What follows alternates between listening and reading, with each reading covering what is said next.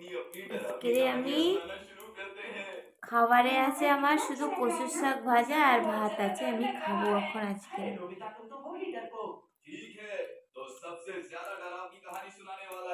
এটা হলো আমার সব থেকে ফেভারিট খাবার, কচুর শাক ভাজা আর ভাত।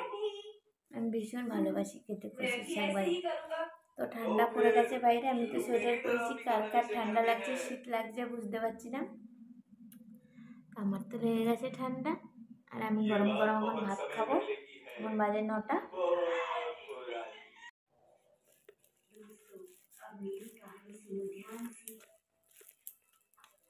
एक काली घनी बरसात की रात थी और एक यात्री पहाड़ की वादियों में कहीं खो गया था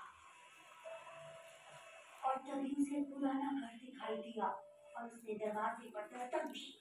दरवाजा एक आवाज के साथ खुला और তো সব থেকে বড় কথা হলো বন্ধুরা, আমি খাওয়া দাওয়া কখনো মিস করি না, আর ভীষণ ভালো লাগে খেতে, সব খাবারে আমি খাই।